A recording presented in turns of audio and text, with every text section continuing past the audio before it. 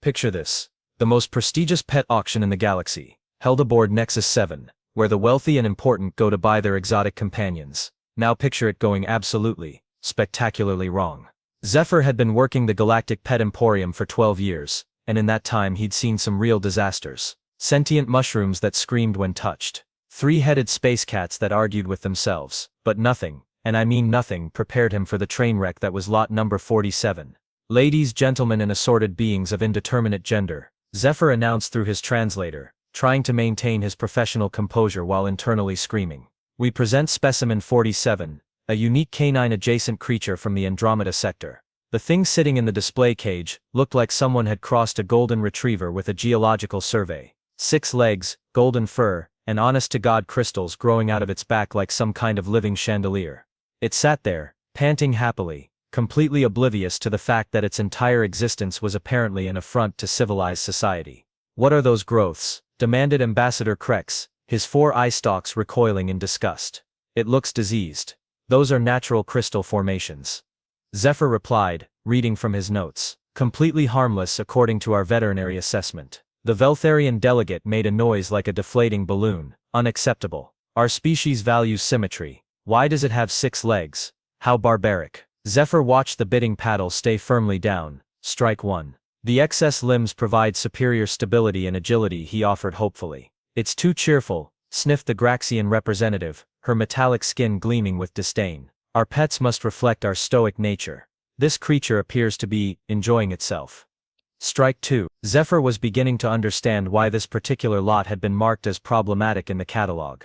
The creature demonstrates high intelligence and adaptability. He tried again, but the Centaurian buyer was already shaking all 3 of his heads. "Intelligence in a pet, how undignified. We prefer our companions decorative and quiet." Strike 3, 4, 5, and 6. In 15 minutes, Zephyr had managed to offend every major species in the galaxy. The creature, apparently named Grundle, according to his paperwork, just kept wagging its tail, completely unaware that it was the most unwanted being in the known universe. "Do I hear any bids?" Zephyr asked, though at this point he was mostly going through the motions. "Starting at 500 credits?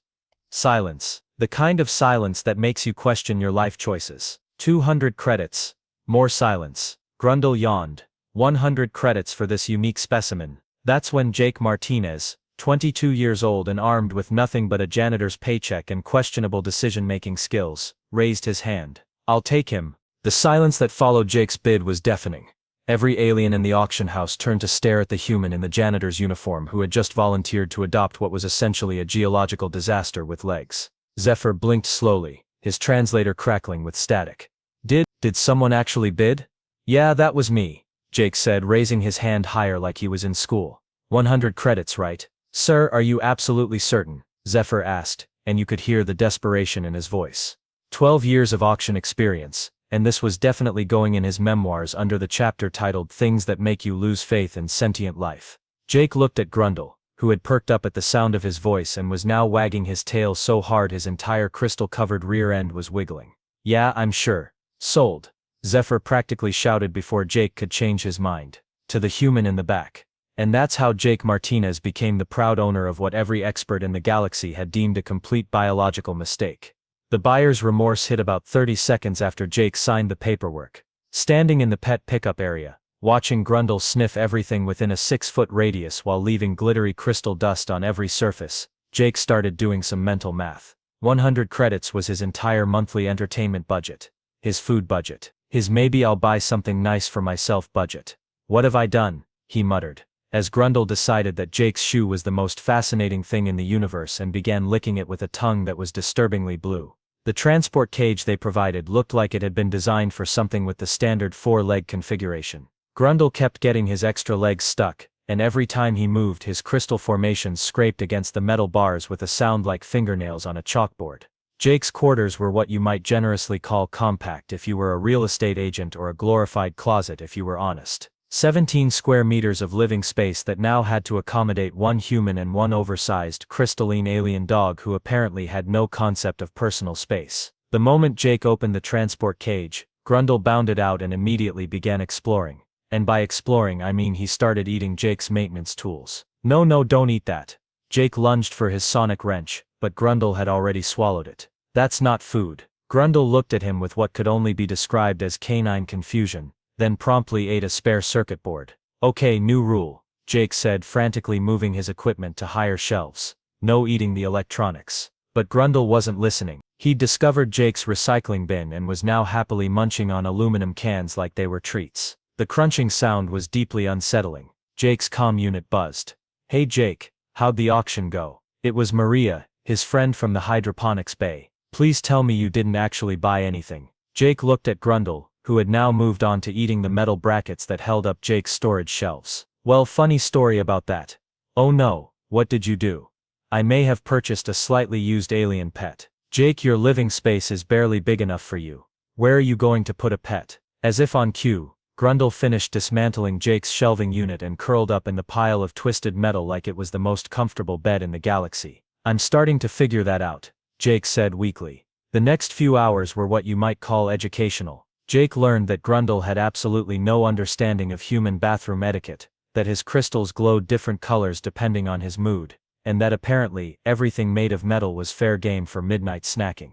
This is insane, Jake muttered, sweeping up crystal dust for the third time that day. I bought a pet that eats furniture and glows in the dark. But then Grundle did something unexpected. He walked over to where Jake was sitting, put his head on Jake's knee, and looked up at him with eyes that were far too intelligent for a creature that had just eaten a doorknob. For a moment, Jake forgot about his demolished quarters and his empty bank account. There was something almost human in that gaze. Something that said thank you for not walking away when everyone else did. Well, Jake said, scratching behind one of Grundle's 6 ears. I guess we're roommates now. Grundle's crystals pulsed with warm golden light, and for the first time since the auction, Jake thought maybe he hadn't made a complete mistake. Of course, that feeling lasted right up until Grundle ate his coffee maker. Living with Grundle was like sharing your space with a friendly natural disaster. A friendly natural disaster that apparently had opinions about Jake's work schedule. It started on Tuesday morning when Jake was running late for his shift. He'd overslept because Grundle had spent half the night rearranging the metal scraps he kept eating, organizing them into neat little piles that chimed softly when the station's artificial breeze hit them. Jake had found it oddly soothing, which probably said something disturbing about his mental state. Okay buddy, I've got to go clean the reactor coolant systems, Jake said, grabbing his equipment belt. Try not to eat anything load-bearing while I'm gone. But when Jake reached for his gear, he found something unexpected. His tools were arranged in perfect order, sorted by function and size. His sonic wrenches were lined up from smallest to largest. His diagnostic scanners were grouped by frequency range. Even his cleaning supplies were organized with military precision. Did you do this? Jake asked. Grundle wagged his tail, and his crystals pulsed with what Jake was starting to recognize as pride. That's when it hit him. The creature everyone had rejected for being too intelligent had spent the night organizing Jake's chaotic equipment storage. Not randomly, but with actual understanding of what each tool was for. You know what these are, don't you? Jake said slowly. Grundle tilted his head and made a sound that was half bark, half electronic chirp. Jake decided to test a theory. He picked up a malfunctioning scanner that had been giving him trouble for weeks. This thing's broken. Keeps giving false readings in the gamma spectrum. Grundle approached the device, sniffed it once, then gently took it in his mouth. His back crystals began to glow with soft blue light, and Jake could swear he heard a faint humming sound. After a moment, Grundle set the scanner down and stepped back. Jake ran a diagnostic. Perfect calibration across all spectrums. Holy space dust, Jake whispered. You're not just smart, you're a living repair shop. From that day forward, Jake's work routine changed completely. Grundle became his unofficial assistant, and frankly, he was better at the job than most of the certified technicians on the station. Broken equipment got the Grundle treatment. Malfunctioning systems seemed to repair themselves when Grundle was around. Jake's productivity reports went from adequate to how is this even possible? I don't understand it, Jake confided to Maria over lunch. Yesterday the waste reclamation system in Section C was completely fried. I brought Grundle down there. He walked around for 5 minutes, and suddenly everything's running at 110% efficiency. That's impossible, Maria said. Those systems are quantum encrypted. You'd need a degree in xenotechnology just to understand how they work. Jake shrugged. Tell that to Grundle. But it wasn't just the technical stuff. Jake was starting to realize that Grundle understood him in ways that went beyond pet-owner dynamics. When Jake had a particularly rough day dealing with condescending alien supervisors, Grundle would curl up next to him and purr, actually purr, like some kind of six-legged crystal cat. When Jake was frustrated with a difficult repair, Grundle would gently nudge him toward the right solution. The breakthrough came when Jake found Grundle in his quarters, surrounded by spare parts and electronic components, building something. Not eating them, building with them. The construction looked like a three-dimensional puzzle made of circuits and metal, pulsing with soft light from Grundle's crystals. "What is that?" Jake asked. Grundle looked up at him, then back at his creation. The device suddenly projected a holographic image, a schematic of the station's power grid, with optimization improvements marked in glowing lines. Jake's jaw dropped. "You're designing upgrades to our power systems." Grundle wagged his tail. "The other species at the auction," Jake said. "The pieces falling into place. They rejected you because you're not just intelligent, you're smarter than they are." Grundle's crystals dimmed slightly, and Jake caught something that looked almost like sadness in those two intelligent eyes. "They were scared of you," Jake realized. Scared of a pet that might be more capable than they were. Jake sat down next to Grundle and scratched behind his ears. "Well, their loss is my gain, buddy. Though I've got to ask, if you're this smart, why didn't you just fix the auction house's systems and prove your worth?" Grundle made a soft whimpering sound and nuzzled against Jake's shoulder. "Because they never gave you the chance," Jake said quietly. "They saw the crystals and the extra legs and decided you were defective before they bothered to look closer." For the first time since the auction, Jake felt genuinely angry on Grundle's behalf. Here was a being with incredible abilities, reduced to sitting in a cage while pompous aliens complained about his appearance. "Well, you're stuck with me now," Jake said. "And I think you're perfect exactly as you are." Grundle's crystals blazed with warm golden light, and Jake could swear he saw something like gratitude in that alien gaze. Of course, that's when the station's emergency alarms started blaring, and Jake's quiet life as a janitor with an unusual pet was about to become significantly more complicated. The emergency klaxons weren't the gentle "please evacuate in an orderly fashion" type. These were the "you have minutes before everyone dies horribly in the vacuum of space" variety. Jake had heard them exactly once before during a drill that left half the station's population with permanent hearing damage. "All personnel to emergency stations," came Commander Vex's voice over the comm system, and Jake could hear the barely controlled panic underneath her usual military composure. "We have a catastrophic failure in the primary life support matrix." "This is not a drill." Jake looked at Grundle, whose crystals had immediately shifted to a deep red color, the first time Jake had seen that particular hue. "That doesn't look good, buddy." They made their way to the nearest information terminal, fighting against crowds of panicking aliens all trying to get to the escape pods simultaneously. The Graxians were shoving everyone aside with their metallic appendages, the Veltharians were forming orderly lines that everyone else was ignoring, and the Centaurians were arguing among themselves about evacuation protocols. Jake managed to access the emergency status board, and what he saw made his stomach drop into his boots. The quantum fusion reactor that powered the station's life support was experiencing cascade failures across 17 different subsystems. Oxygen recycling was down to 30% capacity, artificial gravity was fluctuating wildly, and the atmospheric processors were completely offline. Estimated time to critical life support failure 47 minutes, the computer announced helpfully. "Fantastic," Jake muttered. "Just enough time to really think about how we're all going to die."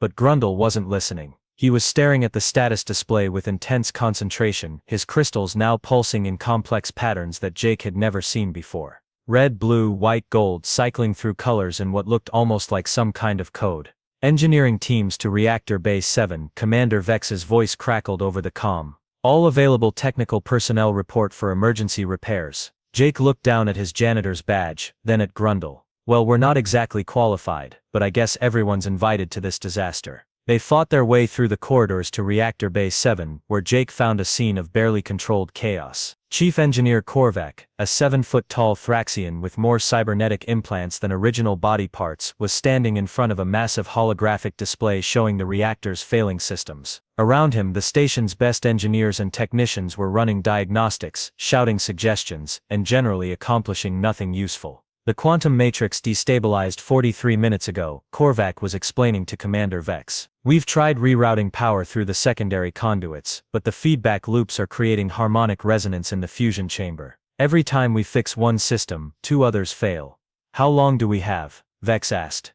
"At current degradation rates, maybe 30 minutes before total atmospheric failure." Jake positioned himself near the back of the crowd, trying to stay out of the way while Grundle studied the engineering displays with that same intense concentration. The crystals on his back were cycling through colors faster now, and Jake could swear he was hearing a faint humming sound. What about emergency power from the auxiliary reactors? Suggested Dr. Nexus, the station's head of xenotechnology. Already tried, Korvac replied. The power coupling systems aren't compatible with the main life support grid. We'd need to completely rewire the entire network, and we don't have the time or the spare parts. Could we evacuate to the outer ring and seal off the damaged sections? This from Lieutenant Zara, the station's security chief. Not enough escape pods for the current population. We'd save maybe 40% of the people on board. Jake watched the experts debate increasingly desperate solutions while Grundle grew more and more agitated beside him. The alien's crystals were now strobing rapidly between blue and white, and he was making soft whimpering sounds.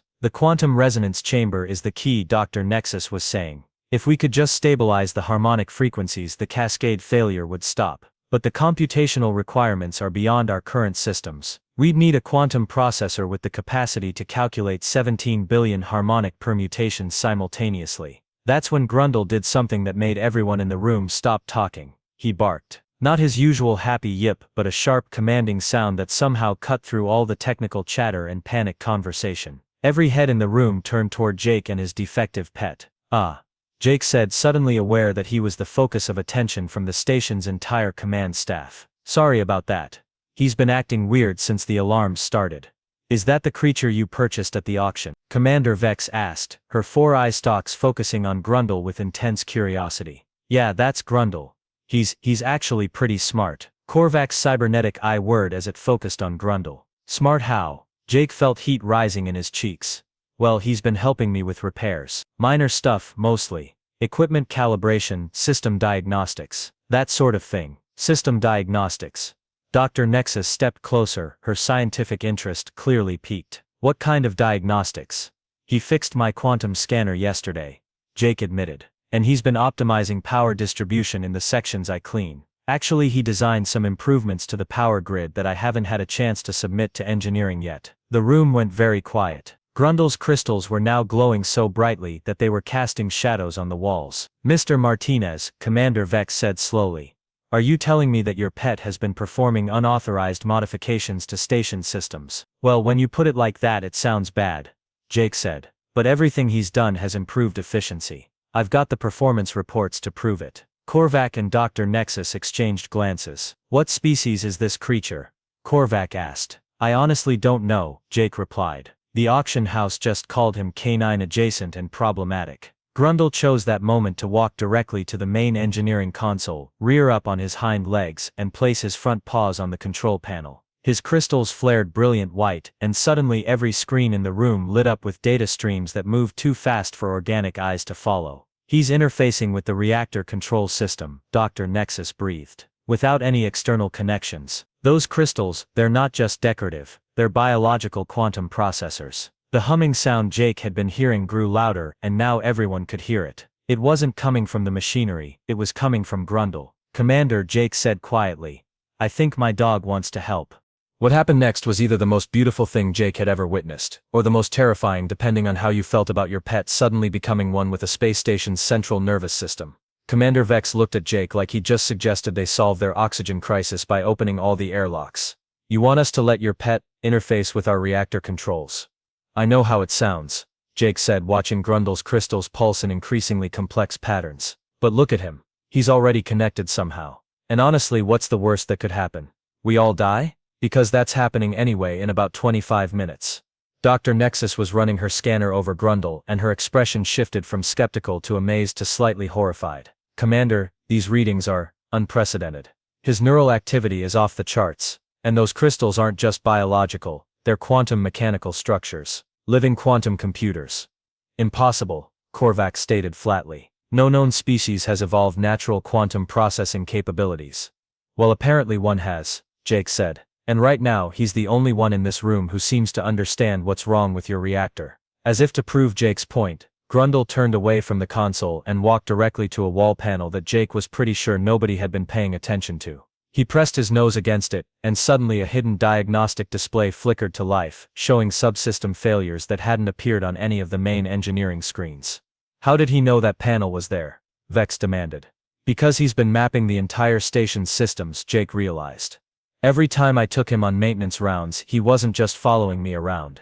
He was learning, memorizing every circuit, every connection, every possible failure point. Grundle barked once, then returned to the main console. This time, when he placed his paws on the control panel, something extraordinary happened. Lines of light began racing along the crystals on his back, connecting and branching like a living circuit board. The humming sound grew louder, and Jake could feel it in his bones, a harmonic frequency that seemed to resonate with the station itself. He's not just interfacing with the reactor, Dr. Nexus whispered, her scanner now beeping frantically. He's interfacing with everything. Life support, power distribution, atmospheric processing, even the artificial gravity generators. He's turned himself into a biological extension of the station's computer systems. The main display screen suddenly cleared, and instead of the chaotic error messages and failure warnings, neat columns of data began appearing. But this wasn't random data, it was solutions. Optimized power routing protocols, corrected harmonic frequencies for the quantum fusion chamber, repair sequences for damaged atmospheric processors.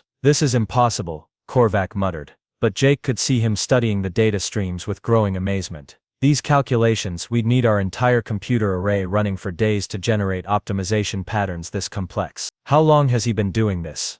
Commander Vex asked Jake. I don't know, Jake admitted. Maybe since the day I brought him home. Every repair I thought I was making, every system that seemed to fix itself when he was around. He was actually running diagnostics and making improvements the whole time. Grundle's crystals flared brilliant white, and suddenly every system alarm in the reactor bay went silent. The cascade failure warnings disappeared. Atmospheric processing indicators shifted from red to yellow to green. The quantum fusion chamber's harmonic resonance stabilized. Oxygen levels returning to normal, Dr. Nexus reported, her voice filled with disbelief. Artificial gravity stabilized. Power distribution optimized across all sectors. He fixed everything. But Grundle wasn't done. The light patterns racing along his crystals grew more complex, and new data began appearing on the screens. Efficiency improvements that would reduce the station's power consumption by 30%. Atmospheric recycling upgrades that would allow them to support twice their current population. Navigation improvements that would cut their travel time between systems by half. He's not just fixing our current problems,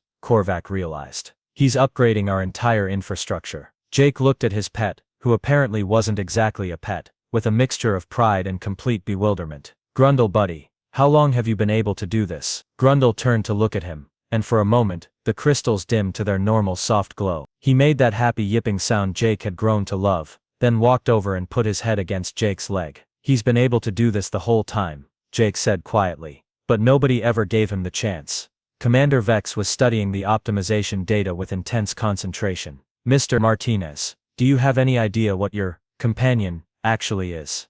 I'm starting to get a picture, Jake replied. The auction house said he was from the Andromeda sector. All those species that rejected him called him too intelligent or disturbing. I think maybe his people are living computers. Biological quantum processors designed to interface with and improve technological systems. And they were selling him as a pet. Dr. Nexus sounded horrified.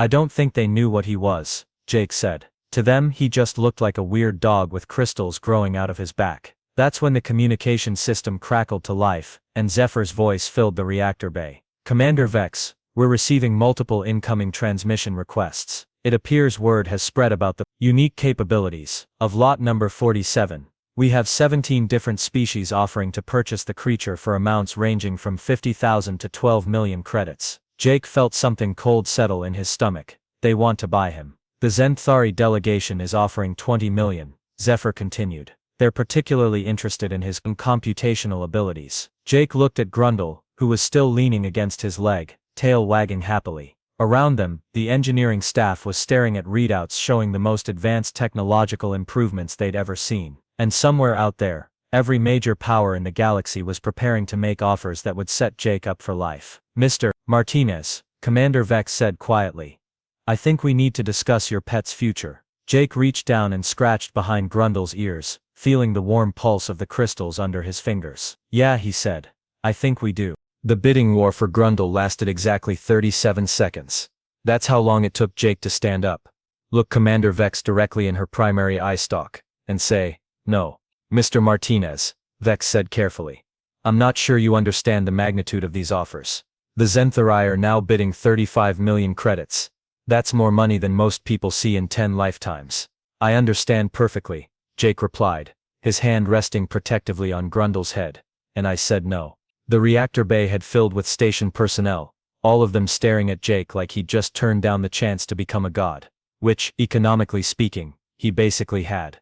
50 million credits, Zephyr's voice crackled over the comm. The Graxians just offered 50 million. Still no, Jake said.